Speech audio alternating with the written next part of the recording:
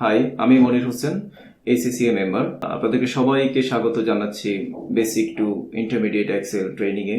এই ট্রেনিং এ আমরা মূলত বেশ কতগুলো ফাংশন শিখব, যেটার উদ্দেশ্য হচ্ছে কর্পোরেটে একজন এমপ্লয়ি যেন স্বাচ্ছন্দ্যে এক্সেলে কাজ করতে পারে। পাশাপাশি আমরা কিছু টুলস এর কাজ শিখবো। এক্সেলে বেশ কিছু রেডিমেড টুলস আছে যেগুলো দিয়ে খুব সহজে রিপোর্ট তৈরি করে ফেলা যায়। তো আমরা চলে যাচ্ছি লার্নিং এর। নাও ডিসকাউন্ট। আমরা টোটাল অ্যামাউন্ট থেকে যদি কাউকে নর্মালি আমি ফিগারে দিতে চাচ্ছি, এই ডিসকাউন্টটা যদি 50 টাকা ডিসকাউন্ট দিই, কোথাও 40 টাকা ডিসকাউন্ট দেই, কোথাও 100 টাকা ডিসকাউন্ট দেই, কোথাও 20 টাকা ডিসকাউন্ট, সবাইকে দিতে হবে কথা নেই, কোথাও কোথাও আমরা দিচ্ছি ডিসকাউন্ট। এবার এই টোটাল সেলস অ্যামাউন্ট থেকে ডিসকাউন্টটা বাদ দিয়ে আমাদের নেট সেলস বের হবে। তো আমরা সেই কাজটা করে ফেলি। একইভাবে equal this total amount minus this discount and enter। আমি একইভাবে কপি করে ফেলবো মাউস দিয়ে ধরে নিচের দিকে টান দিয়ে। এবার VAT-র পালা। আমরা এখন VAT বা ভ্যাট বের করব। প্রত্যেকটা সেলসের উপরে 5% ভ্যাটের কথা বলা আছে। তাহলে একইভাবে এখানে আমরা ইকুয়াল দেব এবং নেট সেলস সিলেক্ট করব, মাল্টিপ্লিকেশন চিহ্ন অথবা গুণ চিহ্ন, তারপর উপরে যে 5% লেখা আছে 5%-এ ক্লিক করব, দেন এন্টার প্রেস করব এবং একইভাবে কপি করে ফেলব।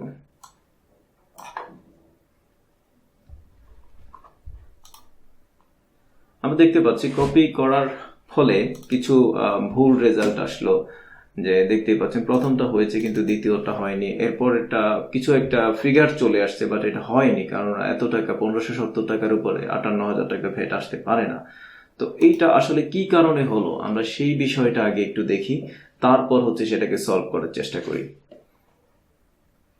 এক্সেলে যখন কোনো ফর্মুলা লিখবেন, ফর্মুলা লেখার পর আবার যখন এডিট করার দরকার হয় বা দেখার দরকার হয় যে ওখানে কি ফর্মুলা আছে, সেটা আমরা ওই সেলের উপরে ডাবল ক্লিক করে তারপর দেখতে পারি।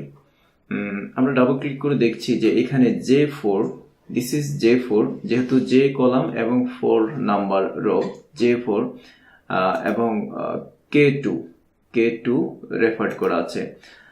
এটা প্রথম সেলে যেখানে আমরা ফর্মুলা লিখছিলাম। এবার যদি আমি একটু নিচে নামি তাহলে J4টা J5-এ আসলো, কিন্তু এবং K2টা K3-তে চলে আসলো, কিন্তু এই K2 K3-তে আসলে আসলে কাজ হচ্ছে না। কিন্তু K2-তেই থাকতে হবে, কারণ সবগুলো ফিগারের সাথে এই 5% গুণ হবে, সবগুলো ফিগারের সাথে এই 5% গুণ হবে। তাহলে এটা আবার এক্সেলের ফর্মুলারই নিয়ম। যখন আপনি একটা ফর্মুলা লিখবেন এবং নিচের দিকে টানবেন, এটার নিয়মই হচ্ছে এটা এক স্টেপ করে নিচে নেমে আসবে। কিন্তু ক্ষেত্র বিশেষে যখন আপনার দরকার হবে কোনো একটা সেলকে লক করে দেয়া বা ফিক্সড করে দেয়া যে এই সেলটা নিচে নামা যাবে না বা নামতে পারবে না, সেই ক্ষেত্রে আমরা একটা সেলকে লক করে দিতে পারি।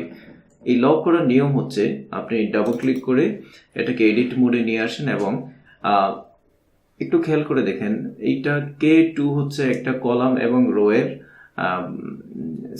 একটা ইনসারশন পয়েন্ট।